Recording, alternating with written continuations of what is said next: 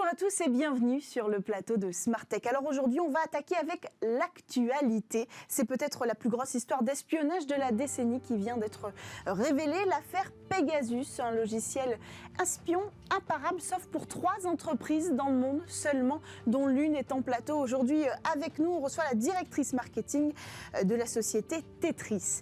Et puis, on décolle pour le talk et on s'intéresse à l'avion à hydrogène. Quand et comment atteindrons-nous cette révolution technologique dans le monde de l'aviation? On va poser la question à nos invités, nos 2 experts du sujet qui seront en plateau, l'ancien vice-président d'Airbus et le président aujourd'hui du fonds 5T Hydrogène seront en plateau avec nous pour le talk. Ensuite, on se penche sur une autre révolution, celle de la 5G. Stéphane Pantra, expert en mesure des ondes, viendra faire un point sur les dernières analyses de l'impact de la 5G sur votre santé.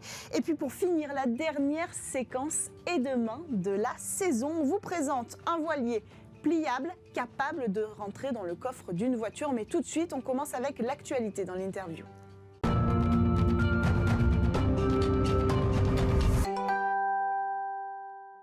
C'est une affaire digne du Watergate version cyber, l'affaire du logiciel espion Pegasus mis au point par la société israélienne NSO a mené une attaque, ce logiciel a mené une attaque à grande échelle. 50 000 numéros de téléphone dans le monde auraient été ciblés, 1 millier en France, avec parmi les cibles rien de moins que le président de la République Emmanuel Macron et une quinzaine de ministres du gouvernement français. Une attaque, je l'ai dit, imparable ou presque, car une société, celle qu'on reçoit aujourd'hui précisément, française, a la solution pour détecter ces attaques. Elle s'appelle Tetris, c'est une start-up valorisée aujourd'hui à plus d'1 milliard de dollars, à la pointe dans le domaine de la cybersécurité. Alors avec nous en plateau, Ingrid Sollner, directrice marketing chez Tetris. Bonjour, bienvenue. Oui, bonjour, un grand merci. Alors comment fonctionne ce logiciel espion Pegasus ?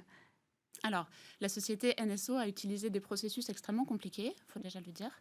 Et la société Tetris, que je représente, développe depuis plus de 10 ans des solutions à même de détecter les attaques élaborées telles que celles menées par Pegasus. Alors, est-ce que vous pouvez nous la décrire, cette attaque menée par Pegasus, qu'on commence par comprendre l'ampleur de la situation? Oui, alors, pour faire assez simple... ce qui s'est produit, c'est que la société NSO achète des failles, des moyens de rentrer et de prendre le contrôle sur les téléphones. Donc, des failles dans les applications communes que l'on a tous sur nos téléphones. Et ensuite, développe des compléments de programmes pour aller, au final, le but est de prendre le contrôle de nos téléphones et réussir, effectivement, comme on a pu le voir dans les autres médias, à espionner et à savoir... Oui, c'est ça, l'objectif, c'est de l'espionnage pur et simple, récolter des informations qu'on peut monnayer ou qu'on peut utiliser pour peser dans les décisions dans les hautes sphères. Finalement, ça, c'est le socle de la cybercriminalité. Oui. Le socle, c'est récupérer nos données. Pourquoi ? Soit pour les revendre, soit pour nous saboter notre activité. D'ailleurs, on le voit aussi avec les ransomware, c'est un deuxième sujet d'actualité sur la cybersécurité, cybercriminalité plutôt.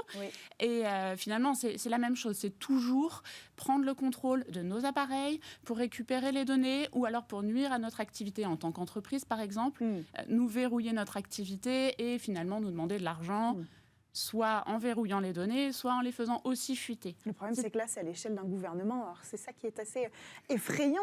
Alors, on a parlé, pour rester encore un tout petit peu pour éclaircir ce qui s'est passé, d'une attaque 0 clic. Qu'est-ce que c'est ? Effectivement, ils ont développé des solutions qui permettent de... si vous voulez, d'habitude, une attaque, il y a très souvent derrière quelqu'un qui fait une fausse manip, comme on dit. On accuse toujours la personne qui a cliqué sur le mauvais lien. Mais là, il n'avait même pas besoin de cliquer sur le mauvais lien. Parce que la façon dont NSO s'y est pris, avec le logiciel Pegasus, c'est d'envoyer un message sur le téléphone, mais qui ne nécessitait aucune action. C'est pour ça qu'on dit 0 clic. Donc, ils sont passés par des failles dans des logiciels qui n'avaient pas encore eu le temps d'être patchés, ce qu'on appelle 0 day. Ils ont fait tout leur petit chemin jusqu'à envoyer des messages qui n'ont pas besoin d'être cliqués, qui s'appellent 0 clic. C'est quand même extrêmement perfectionné. Ça veut bien dire aussi que derrière, il y a des moyens. Des équipes, des moyens, voilà. Et alors, comment on fait pour détecter ces attaques, puisque vous savez le faire ? Oui, alors il y a plusieurs facteurs dans toute cette attaque qui sont détectables. C'est pas évident, c'est pour ça qu'on dit qu'effectivement, il n'y a pas beaucoup de sociétés dans le monde qui sont capables de le faire, et je représente Tetris qui en est une. Il y a plusieurs choses détectables pour nos outils. Par exemple, le logiciel Pegasus, pour faire son activité d'espionnage, envoie des flux Internet vers l'extérieur, vers des adresses absolument anormales. C'est-à-dire que c'est normal qu'un téléphone portable communique avec Internet. Jusque-là, c'est complètement normal. Oui. Avec des adresses chez Google, YouTube, enfin d'autres, tout ça, c'est complètement normal. Par contre, que ça envoie des messages vers des URL ou des noms de domaine, comme on dit, inconnus, suspects, et de manière répétée, puisque de l'espionnage, c'est de manière répétée, ça, c'est pas normal. Et donc, comme je disais au tout début, Tetris développe des solutions à même de détecter les comportements anormaux, et au bout d'un certain nombre de comportements anormaux, de semer des alertes. Avec l'intelligence artificielle. Avec, entre autres, l'intelligence artificielle, effectivement, entre autres, parmi autres programmes développés par les équipes. Et deuxième chose aussi, autre chose qu'on peut détecter avec notre logiciel MTD, que NSO a exploité, c'est l'injection de programmes malveillants.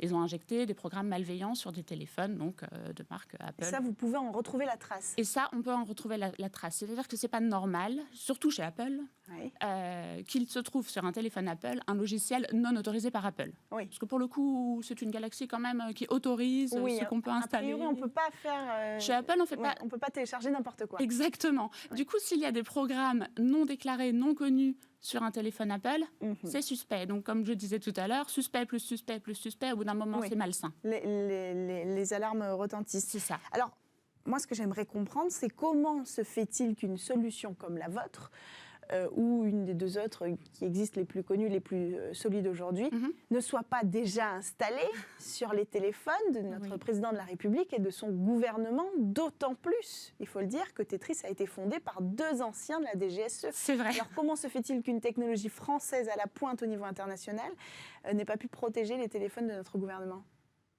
Je vais le dire de but en blanc, je pense qu'on a un déficit de notoriété. Oui. On est l'entreprise technologique française en cybersécurité la plus à la pointe, clairement, et très probablement la plus à la pointe aussi en Europe, avec la possibilité de couvrir les téléphones Apple, les ordinateurs Mac, les systèmes Linux, Windows, enfin une variété de systèmes informatiques parmi la plus large, et aussi les machines industrielles, mais ce n'est pas le sujet du jour.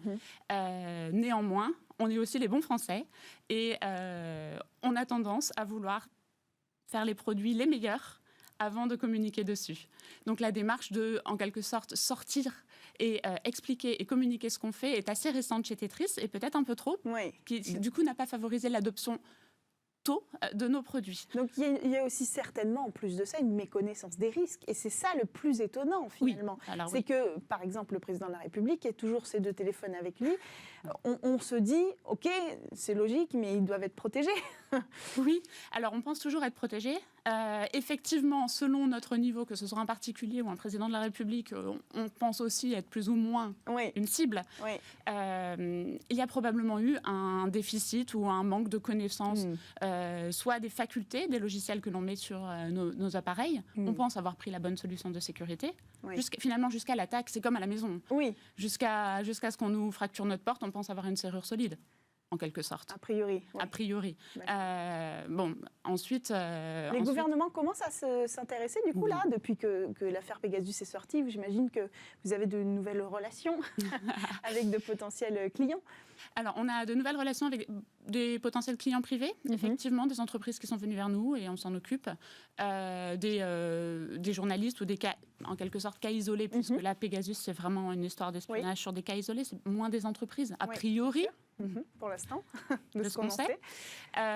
Donc effectivement, oui, on a des nouvelles prises de contact. Et il y a aussi, comme vous le disiez, une vraie prise de conscience. Alors, elle ne date pas d'il y a 2-3 jours. On sait, nous, on est fortement en lien avec l'écosystème de la cybersécurité, avec les ministères aussi. On sait que le gouvernement et les gouvernements étrangers, d'ailleurs aussi, enfin, les grandes puissances, les Américains, l'Europe, enfin, prennent conscience des risques, commencent à mettre en place des dispositifs pour accompagner les entreprises, pour qu'elles se fassent moins attaquer, etc. Donc, il y a vraiment une prise de conscience. Le truc est quand même que chacun aussi se considèrent comme potentielles victimes, reprennent chez soi je ne clique pas sur le mauvais lien, reprennent chez soi les bonnes pratiques de base. Et si chacun déjà sécurise Oui, son ses écosystème. actions, fait ses sauvegardes. Dernière question Oui. pour conclure. Oui. Qu'est-ce que risque la société NSO? Waouh. Puisqu'elle est éditrice de ce logiciel, Pegasus? Oui. Alors, C'est le flou? c'est compliqué pour moi de répondre. Par contre, ce qu'il y a de sûr, c'est que peut-être qu'il serait sain d'envisager une deuxième branche dans l'entreprise aux activités plus blanches. Plus blanche, oui. Du moins, du point de vue stratégique. Ça veut dire qu'on peut aujourd'hui créer un logiciel espion en toute légalité? Dans certains pays. Oui. Dans certains pays et selon certaines conditions. Et puis aussi, ils disent, et je ne vais pas me mêler de leur gestion de crise, on va dire, mais ils disent qu'ils n'avaient probablement pas conscience de l'usage dévoyé qu'ils seraient fait de leur logiciel. Oui. Bon. Merci beaucoup Ingrid Sollner, directrice marketing chez Tetris, d'être venue sur le plateau de Smartech pour commenter cette actualité autour de l'affaire Pegasus. C'est l'heure du talk maintenant dans Smartech et on se plonge dans le futur où les avions voleront peut-être à l'hydrogène. À tout de suite.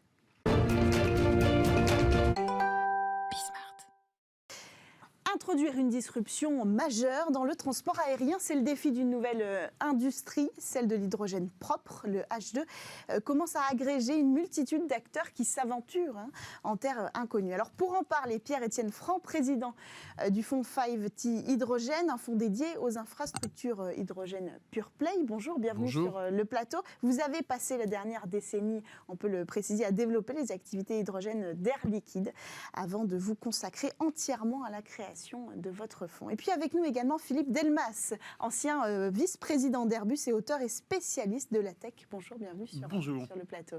Alors première question, est-ce que l'hydrogène peut disrupter l'aviation? Peut-être commencer par expliquer à vos auditeurs le problème climatique de l'aviation. C'est assez simple. Pourquoi il faut le disrupter? Pourquoi il faut le disrupter? Pour une raison simple, c'est qu'un avion qui vole, c'est un moteur. Un moteur d'avion comme un moteur de voiture, ça émet du gaz carbonique, qui est, comme nous le savons tous, un puissant facteur de réchauffement du climat. Et donc, là-dessus, on a un problème qui est le même que votre voiture. Et puis, on a un second problème qui est propre à l'aviation, qui est ces belles traînées blanches que vous voyez dans le ciel. Et les belles traînées blanches, ça représente en réalité les 2/3 de l'impact climatique de l'aviation. C'est un problème spécifique aux avions, qui n'existe pour aucune autre industrie, et qui sont les effets. Qu'est-ce que c'est ces belles traînées blanches? C'est la suie des moteurs, ce que vous trouverez dans le pot d'échappement de votre voiture, qui est rejeté dans l'atmosphère en altitude, où il fait très froid, il y a un tout petit peu d'humidité, ça fait des cristaux de glace. Ces cristaux de glace forment des nuages, et ces nuages empêche la chaleur de s'échapper, et ceci représente les 2/3 de l'impact climatique des avions. Donc l'aviation a deux sujets à traiter, le CO2 comme tout moteur d'une part, et l'impact en haute altitude d'autre part. Et de ce point de vue-là, l'hydrogène est incontestablement une solution qui pourrait contribuer à résoudre ces deux problèmes. Vous êtes d'accord, Pierre-Étienne Franc? Je suis d'accord, mais ce qu'il y a, c'est que c'est d'autant plus pertinent que l'hydrogène joue un rôle ailleurs. Et que s'il n'y avait que le sujet aéronautique, ce ne serait pas forcément très simple de réfléchir à l'hydrogène dans l'aéronautique. Mais il se trouve que pour décarboner les secteurs lourds de l'industrie, pour décarboner les secteurs lourds des transports routiers, ferroviaires, maritimes, l'hydrogène est une des solutions. Donc avec l'aviation, on couvre l'ensemble des modes de transport, et quelque part l'aéronautique va bénéficier de ce qui se fait sur les autres secteurs. Et enfin, le dernier point, c'est que quand on regarde le monde des transports, il y a quand même des grands hubs qui sont les ports et les aéroports. Donc, d'avoir de l'hydrogène dans ces deux endroits où, pour desservir ces endroits qui sont des hubs multimodaux, c'est quand même assez intéressant. Alors maintenant, il y a beaucoup d'enjeux technologiques. Évidemment. On va les dévoiler aujourd'hui. C'est l'objectif de ce talk. On peut préciser aussi qu'on parle de l'hydrogène, ok, mais de l'hydrogène propre. Ah oui, bien sûr. C'est très important, sinon ça n'a plus d'intérêt. Décarbonons l'aviation pour de vrai. Comment on fait pour faire de l'hydrogène propre? Alors, il y a plusieurs méthodes. Aujourd'hui, l'hydrogène, c'est à peu près 70 millions de tonnes, et l'essentiel de cet hydrogène est fabriqué à partir d'hydrocarbures, en cassant la molécule d'hydrocarbures, essentiellement le gaz naturel. C'est très efficace, mais on émet du CO2, puisque le gaz naturel, c'est carbone plus hydrogène. Donc la première méthode, c'est de garder ce carbone, de le capturer, de le séquestrer, ce qu'on appelle le CCS, la capture. Ça marche assez bien, mais c'est limité dans le temps. parce qu'on n'a pas des gisements infinis, on ne peut pas le stocker partout. Et puis, il faut que quelqu'un accepte de payer le surcoût. Et ce n'est pas complètement vert, parce qu'on continue à utiliser du fossile. Bon. Donc l'autre méthode, celle qui est aujourd'hui la plus intéressante et qui permet de boucler des enjeux sur le développement du renouvelable, c'est de stocker l'énergie intermittente, renouvelable, en cassant les molécules d'eau par électrolyse.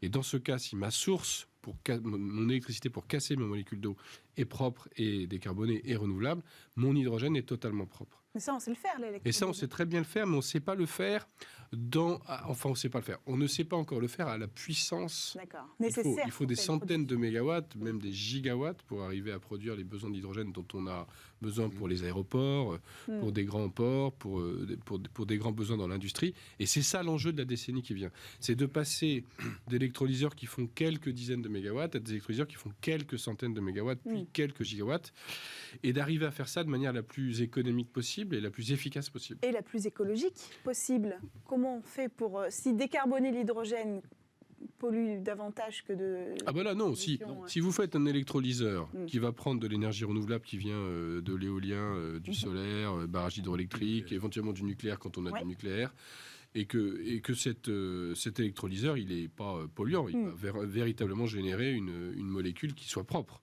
Donc là, il n'y a pas de sujet. Les électrolyseurs ont quelques métaux rares, mais qui sont pas, enfin, c'est pas des quantités astronomiques, c'est pas un enjeu fondamental, ça. Un des points importants que vous soulignez auparavant, c'est qu'effectivement, l'hydrogène, en ce qui concerne l'aviation, bon, le rêve, mais on est quand même assez loin du compte, c'est de faire des avions dont le carburant serait l'hydrogène. Oui. Bon, ça serait super.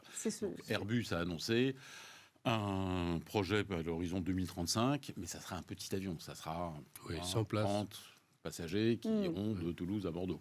Vous irez pas, c'est pas demain que vous ferez voler un A320 de Paris à Nice avec de l'hydrogène. Alors, justement... Mais il y a quand même un autre bénéfice de l'hydrogène. C'est qu'aujourd'hui, qu'est-ce que l'aviation peut faire ? L'aviation a un gros problème, c'est que son progrès technique est super lent. En gros, vous avez une nouvelle génération de moteurs d'avion tous les 15 ans. Donc ça va pas vite. Et le GIEC vous dit, on n'a plus que 30 ans, les gars, il faut faire vite. Qu'est-ce qu'on peut faire tout de suite ? Avec de l'hydrogène notamment, c'est produire des carburants beaucoup moins sales que le kérosène. Et ça, pour ça, il faut de l'hydrogène et de l'hydrogène propre. Et c'est ces nouveaux carburants aéronautiques qui existent, dont certains sont déjà certifiés et commencent à être produits. Vous avez quelques pourcents des vols aujourd'hui dans le monde qui sont avec des carburants où les émissions de CO2 totales du carburant, c'est-à-dire depuis sa production jusqu'à son usage, sont un quart, un dixième de ce que vous avez avec le kérosène. Et donc, en attendant de faire voler des avions uniquement à l'hydrogène, vous avez déjà une façon d'utiliser l'hydrogène qui va être de produire des carburants moins sales et aussi efficaces que le kérosène. Et ça, c'est quelque chose qu'on sait faire tout de suite. C'est un potentiel énorme. Pour progressivement atteindre les objectifs écologiques. Alors, l'objectif justement du gouvernement français, c'était d'atteindre un avion vert à l'hydrogène d'ici 2035. Je comprends que pour vous, ce n'est pas réalisable. Si, je pense qu'en 2035, je pense que le patron d'Airbus, Guillaume Faury, a annoncé, ce qui est un type plus que sérieux, qu'il ferait voler un avion entièrement à l'hydrogène en 2035. Il le fera. Simplement, il n'a jamais dit qu'il ferait voler un A320 à l'hydrogène. Il ne faut pas lui faire dire ce qu'il n'a pas dit. Mais c'est quand même leur objectif à terme. Alors, les horizons de temps, moi, je les connais pas. Enfin, il y a des enjeux technologiques importants, mais qui ne sont pas insurmontables, parce qu'on a toutes les briques, mais il faut tout combiner. C'est ça qui n'est pas facile. On va les éplucher ensemble. Mais effectivement, il y a terme, je pense que la cible, c'est quand même les avions régionaux. C'est les avions de 100, 200 places qui vont faire 2000 km. D'accord, donc on ne parle pas de long courrier. Non, les longs courriers, je pense ni même de moyen courrier. En gros, si vous regardez le plan de marche d'Airbus sur l'hydrogène, en supposant que tout se passe bien, à 2035, vous avez vraiment des avions régionaux, donc vous êtes en dessous de 50 passagers. D'accord. Et vous êtes à 500, 600 km. Mais bon, alors, il y a on se dit, bon, c'est pas beaucoup, c'est pas grand-chose. Mais c'est déjà ça. C'est tout le débat. C'est déjà ça. Et par ailleurs, ce sont aujourd'hui des avions où les émissions de CO2 par passager kilomètre sont les plus élevées. Oui, mais il n'y en a pas beaucoup des avions régionaux. Non, alors vous avez raison, ça fait... Alors les avions régionaux dans le monde entier, c'est 8% des émissions de CO2 de l'aviation. Donc c'est vraiment pas grand-chose. Il faut bien commencer quelque part. Le point là, véritablement, c'est que vous allez valider un certain nombre de technologies clés sur des avions un peu moins complexes que les gros avions. C'est important qu'on comprenne les échéances réalistes. Alors, en fait. Donc ça, c'est 2035. 10 ans plus tard, donc quelque part aux alentours de la décennie 2040, vous pouvez espérer avoir un prototype d'un A320 faisant Paris-Nice avec de l'hydrogène. Mais pas avant ça. Donc c'est 10 ans plus tard. Vous êtes à 2045. Le temps de passer à la grande échelle. Donc autant dire que pour le calendrier du GIEC, qui est qu'on doit être décarboné en 2050, c'est pas vraiment, ça va pas contribuer beaucoup. Et il n'y a pas de solution aujourd'hui envisagée qui permette de faire un Paris-New York à l'hydrogène. Donc ça attendra. Et le dopage des turbopropulseurs existants à l'hydrogène, ce qui est une des solutions que regardent les avionneurs aussi, ça peut aller plus vite, non ? Ça peut aller un peu plus vite. Les avionneurs n'ont pas l'air de considérer que ça soit une étape intermédiaire qui les aide beaucoup, parce que la clé de la question, on va en parler, j'imagine, c'est quand même le redessin de l'avion. Pour le stockage de l'hydrogène. Ça, c'est une vraie difficulté. Et l'acheminement de l'hydrogène jusqu'au moteur. Oui, parce qu'on doit le faire liquide. Oui, mais alors justement, premier défi, l'hydrogène liquide est plus lourd que le kérosène. Non, il n'est pas plus lourd, mais il est plus volumineux. Il est plus volumineux. Voilà. Il est beaucoup moins lourd. Vous faites bien me corriger, c'est ça. Mais il est 4 fois plus volumineux. C'est ça le sujet. Mais alors, comment on fait ? On redessine l'avion. Exactement. Redessine-moi un avion. Voilà. Alors on peut en mettre, on peut sur des avions classiques en mettre pour justement des avions qui vont faire des propulsions ou des distances pas très importantes. Donc c'est pour ça qu'on est sur des avions régionaux. Si on veut commencer à faire des avions qui ont des vraies grandes distances, on veut stocker 1 tonne d'hydrogène en gros. C'est ces fameux concepts d'aile volante, quoi, où on essaie de distribuer le volume de manière équilibrée sur toute la surface de l'avion en fait et sur les ailes. Et donc on doit reconditionner, enfin de redéfinir complètement la forme de l'avion. Le fuselage. Son fuselage, avec des enjeux d'aérodynamisme, j'imagine, assez importants.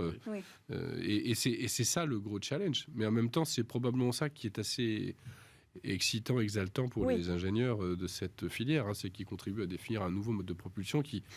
On a l'enjeu des 2050, mais enfin, on espère tous que les civilisations vont aller un peu plus loin. On est en train de créer les avions du futur, en fait. Donc, il y en a... Alors, sachant qu'aujourd'hui, les ingénieurs aéronautiques sont des gens prudents, comme vous savez, il y a peu d'industries aussi obsédées par la sûreté, la sécurité, que l'aéronautique. C'est le sujet que je voulais aborder. Et par conséquent, les premiers designs vont être des designs classiques, où vous avez un travail qui, sur le papier, est assez simple. On se dit, il faut que je case mes réservoirs. Vous pouvez pas les mettre vous pouvez plus les mettre dans les ailes. Il n'y a pas assez de volume, donc vous les mettez à l'arrière de l'avion. En gros, c'est le dessin. Les dessins initiaux iront vers ça. Ça, c'est relativement simple. Ça revient à changer l'équilibre des masses d'un avion. Mais ça, c'est un truc qu'un ingénieur aéronautique sait faire.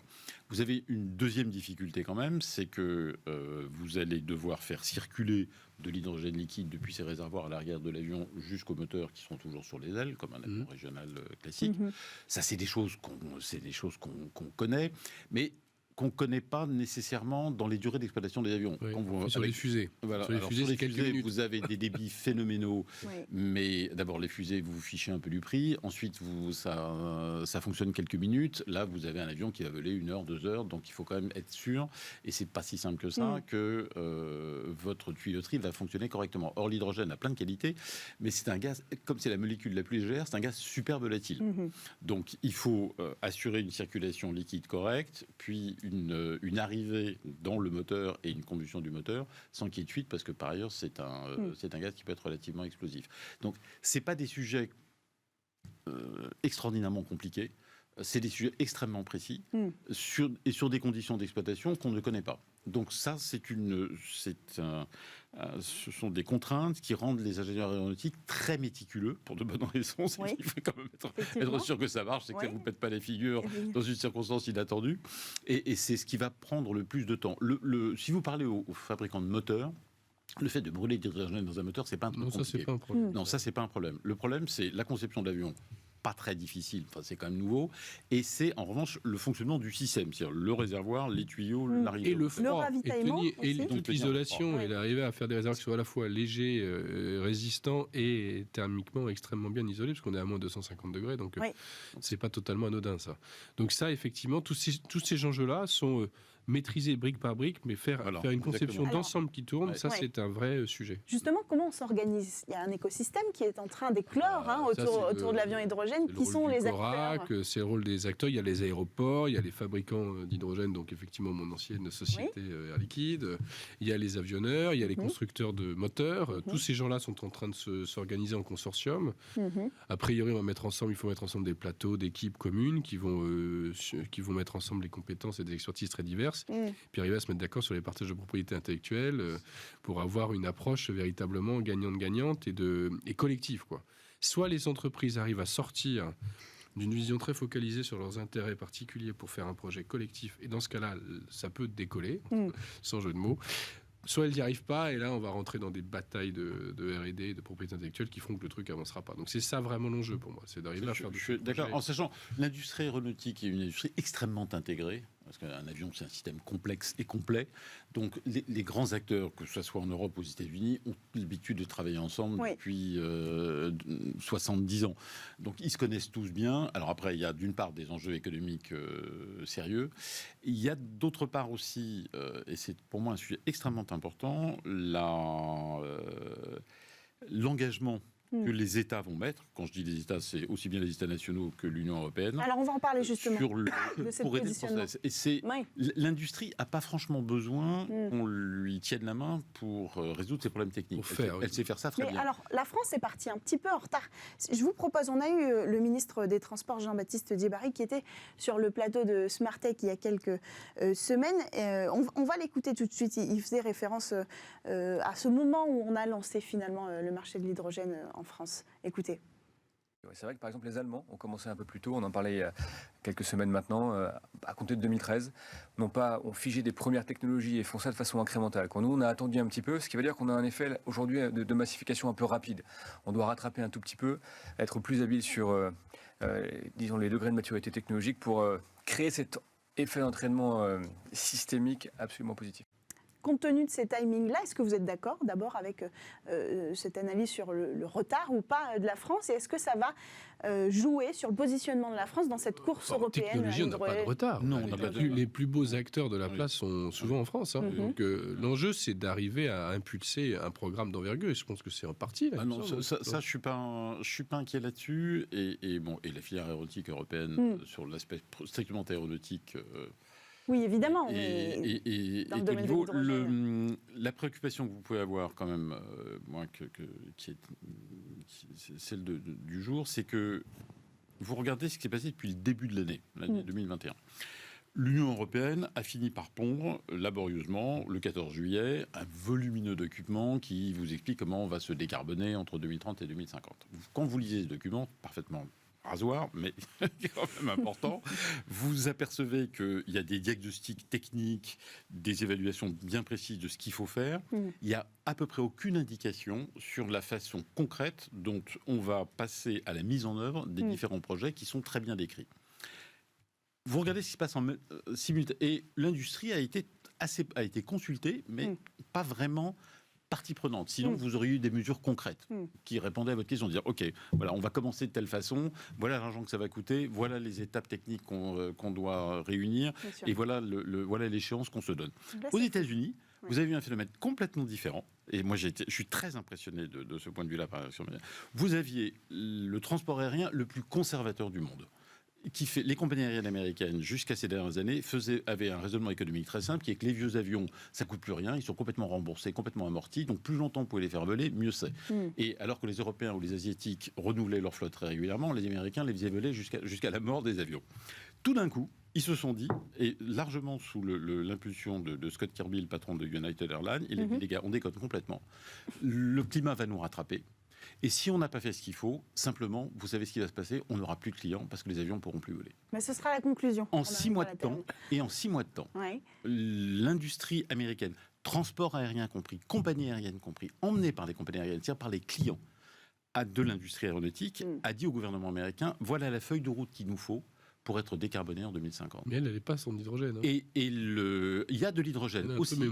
Il y a de l'hydrogène aussi. Ils sont passés en revue toutes les technologies possibles, ce que vous disiez au début, avec des calendriers différents, des probabilités différentes. Ils ont précisé le rôle de chaque agence américaine du gouvernement qui pouvait contribuer.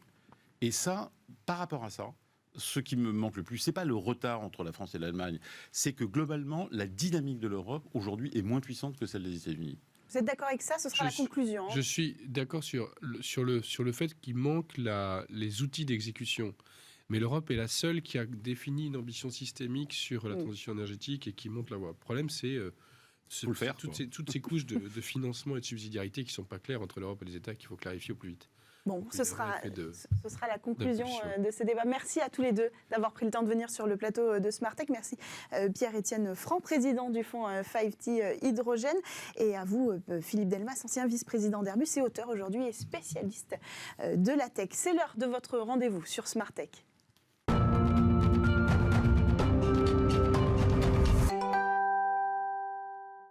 Vous êtes de retour sur le plateau de Smartech et Stéphane Pantra, PDG, cofondateur d'Artfy, nous a rejoint. Bonjour. Bonjour. Bienvenue sur le plateau. Alors vous êtes venu aujourd'hui nous parler de la 5G. On refait un petit point bilan sur la santé, sur l'impact de la 5G sur notre santé, avec le recul de plusieurs mois d'exercice. Est-ce qu'on en sait un petit peu plus sur cet impact-là sur notre santé ? Oui, il y a cinq points principaux qu'on a un petit peu plus clarifiés avec ce retour d'expérience. C'est, premier point, au niveau de l'exposition humaine aux ondes électromagnétiques émises par les antennes, elles sont mises sous contrôle. Donc elles sont mises sous contrôle pour vérifier qu'elles ne dépassent pas les seuils normatifs. Donc il y a de plus en plus d'instruments de contrôle pour pouvoir s'assurer de ces éléments-là. Premier point. Deuxième point, les mobiles et les objets connectés sont associés désormais à une communication renforcée sur le DAS, qui est la grandeur qui quantifie l'énergie absorbée par le corps humain en lien avec les ondes émises. Et cela doit être un petit peu peut-être renforcé sur les objets connectés, car sur les téléphones mobiles, c'est assez souvent communiqué désormais lorsqu'on va acheter son téléphone ou quand on se renseigne sur Internet ou quand on voit une publicité. Deuxième point. Troisième point, il y a autour aujourd'hui de 10% des téléphones mobiles qui sont contrôlés au-dessus des seuils réglementaires au niveau des seuils santé, au niveau du DAS. Ça, c'est quand même interpellant, très interpellant. Oui, c'est beaucoup, 10%. Oui. 10%. Donc ça, c'est interpellant. Quatrième point, les normes de mesure du DAS, donc appliquées pour les téléphones mobiles, sont dépassées. Et les réglementations doivent être adaptées de toute urgence. Ça, c'est le point qu'on sait. D'accord. Ça, c'est un élément fondamental en lien avec la complexité désormais de la 5G. Le cinquième point, c'est qu'il y a une bonne nouvelle, c'est qu'il y a une solution pour ça. Même. Oui, il y a une solution pour ça. C'est que les experts ont anticipé avec une norme qui a été publiée, qui désormais doit être intégrée dans les réglementations. Alors, vous travaillez en collaboration avec l'ANS, l'Agence nationale de sécurité sanitaire. Elle a publié en avril 2020 un rapport qui était plutôt rassurant, pour le coup, sur l'impact de la 5G. On en est où aujourd'hui ? Alors, le rapport, en tout cas, est plus que d'actualité, puisque des échanges ont lieu avec... il a été rendu public et c'était une première version qui a été commentée fortement par de nombreux acteurs.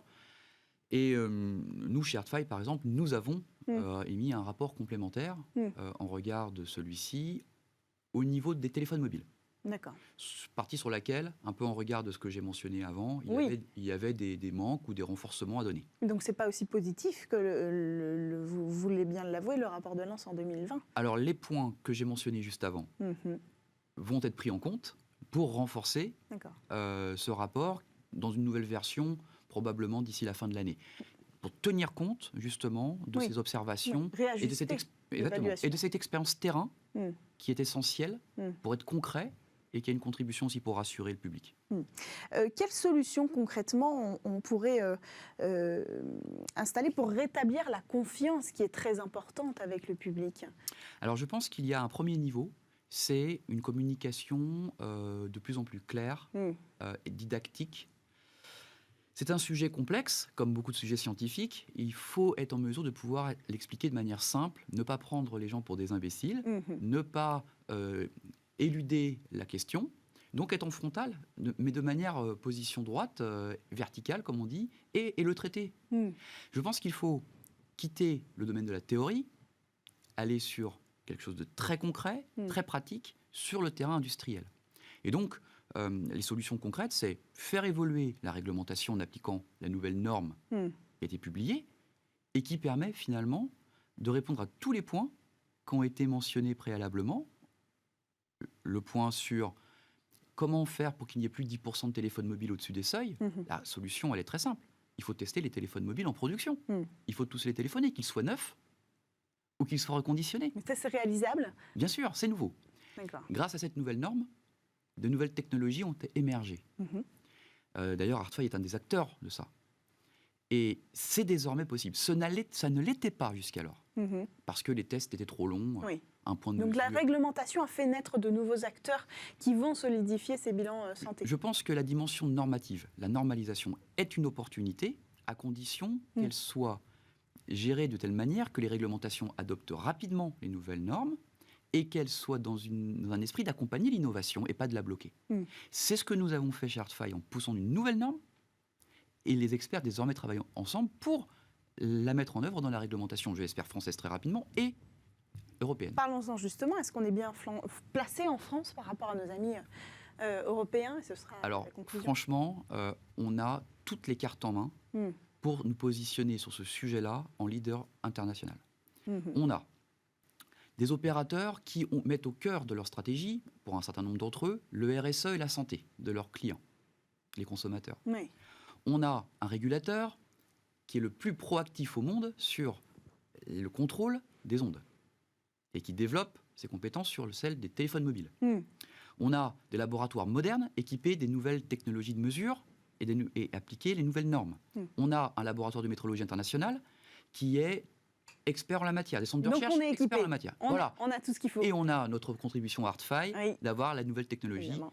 sur ce sujet-là. Merci beaucoup Stéphane Pantra Merci d'être beaucoup. venu faire un état des lieux, des conclusions qui continuent d'arriver autour de la 5G et de son impact, de l'impact des ondes sur la population.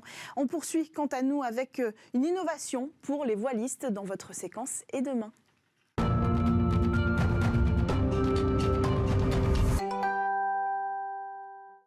Un voilier dans le coffre, c'est l'innovation que je vous propose de découvrir aujourd'hui dans votre séquence Et demain. C'est une innovation made in France qui est signée Reverso, une entreprise française. Et on a avec nous à distance Antoine Simon, le fondateur de cette entreprise Reverso. Bonjour. Bonjour. Bienvenue dans cette émission. Alors vous avez décidé de fabriquer un voilier démontable, mais pourquoi ? Alors, le but avec Reverso, c'était de repenser vraiment le design d'un petit voilier en intégrant une notion de performance et une notion de facilité. Donc, c'était de casser le plafond de verre qui existe et qui limite un peu le nombre de pratiquants en rendant la voile beaucoup plus simple, beaucoup plus accessible, plus transportable, plus facile à stocker. Alors, à quoi il ressemble ce bateau ? De quoi il est composé ? Alors, dans l'idée, on est vraiment parti d'une feuille blanche. On s'est beaucoup inspiré de deux éléments. Le premier élément, c'est le surf. On a créé une carène. Donc, la carène, c'est la forme de la coque qui glisse, parce que c'est notre culture, c'est ce qu'on aime, et ça permet vraiment d'avoir une approche très fun et tout en glisse. Un bateau qui plane, qui surfe. Et le deuxième, c'est la course au large. On a la chance en France d'avoir un vrai laboratoire d'innovation qui est tiré par le haut par les grands voiliers de course au large, ont développé des technologies ces 20, 10, 5 dernières années qui sont extraordinaires et qu'on a réussi à intégrer dans un bateau beaucoup plus petit avec des éléments comme un mât en carbone, une voile en membrane et des formes de coques qui sont vraiment inspirées de ces grands voiliers de course au large qui font le Vendée Globe, qui nous font rêver. Là, on a un mini voilier de course au large qui est beaucoup plus cohérent et accessible en fait pour le public. C'était quoi le défi technologique de créer un bateau démontable comme ça, la plus grosse difficulté à laquelle vous avez dû vous confronter? Il y en a énormément, c'est un Everest, mais la clé, ça a été d'arriver à faire un bateau pliable, démontable, qui soit hyper sécurisant, hyper raide une fois assemblé. Mais une notion qui m'a toujours poussé, c'était ces avions de chasse de la Seconde Guerre mondiale qui étaient stockés sur des porte-avions avec des ailes repliées. Voilà. Et c'était des avions qui étaient hyper sollicités lors des combats aériens, qui prenaient des jets, des accélérations. Donc on a... Vous avez dit que c'était possible. Que c'était réalisable. Combien il pèse d'ailleurs? Quelle taille il fait ce bateau? Il fait 57 kilos, donc là la partie la plus grande fait seulement 17 kilos, donc c'est une partie qui peut se porter par une personne seule. Ouais. Et le bateau il fait 3,40 m, donc il accueille 2 adultes d'abord. Ok, et une fois replié, on peut le faire rentrer dans quelle voiture? Dans un break, un petit break, un SUV, un utilitaire, on a même un client qui le transporte derrière son vélo. Est-ce qu'il présente les mêmes capacités, ce bateau, que les bateaux classiques qui ne sont pas démontables? Alors on est parti d'une feuille d'une idée vraiment ambitieuse et on a peur de rien. Et l'idée c'était de créer le meilleur dériveur de sa catégorie, toutes catégories confondues. Donc c'est-à-dire même parmi les dériveurs non démontables. Ouais. Donc cette notion de raider qu'on a réussi à valider en R&D nous a permis d'avoir un bateau qui, une fois sur l'eau, est sans compromis, qui fonce et qui navigue à 16 nœuds, ça fait plus de 35 km/h. D'accord, donc l'idée c'est même qu'il soit meilleur que ses concurrents classiques. Grâce aux nouvelles formes. Oui, grâce à cette nouvelle forme. Et alors c'est destiné à qui, à quel public? Déjà, est-ce qu'il faut être un aficionados de cette pratique ou est-ce que n'importe qui peut... C'est la cible de concerner n'importe qui sur ce sport? On s'adresse à un public de passionnés de voile, de passionnés aussi de technologie. Ouais. Et on a un phénomène qui est nouveau et qui est génial, sur lequel on est très fiers, c'est qu'on a 10 à 15% de nouveaux entrants dans le sport. Donc grâce à Reverso, on a des gens qui pratiquaient le vélo, la randonnée, le trail, qui maintenant peuvent avoir un bateau et qui partent pour un week-end au bord du lac, au bord de l'océan. Et grâce à cette technologie-là, on a rendu la propriété, la navigation plus accessible. Oui. Et c'est pas plus compliqué de le monter quand on n'a jamais fait de bateau que quand on a déjà fait? Non, c'est un vrai jeu d'enfant. On a fait l'essai sur des salons nautiques. On l'a confié à des enfants, des ados, sans le mode d'emploi. Et c'est super intuitif, quoi. Ils ont réussi tout de suite. Le record, c'est 180 secondes pour assembler le bateau entièrement. Il n'y a pas de problème de sécurité, il ne peut pas se démanteler au milieu de l'eau? Non, tout à l'heure on parlait d'aviation. Moi je viens de l'aviation et on a utilisé une technologie fail-safe. Donc les parties critiques sont doublées et une rupture d'un système n'entraîne pas la rupture d'un système complet. C'est comme un mur en briques, avec les briques en quinconce. Quand on enlève une brique, le mur reste cohérent. Enfin, c'est la même philosophie de construction sur le Reverso. Merci beaucoup Antoine Simon, fondateur de Reverso, d'être venu nous présenter cette technologie. Merci à tous de nous avoir suivis. Demain, on se retrouve pour une nouvelle émission Smart Tech. Ce sera la dernière de cette saison et elle sera un petit peu particulière. Vous le savez, le vendredi, c'est la grande interview. Et cette semaine, votre émission du vendredi sera 100% espace. On va parler de l'actualité du tourisme spatial. En grande interview, on aura la directrice des télécoms et applications de l'Agence spatiale européenne. Alors on se retrouve demain sur Bispart à la même heure.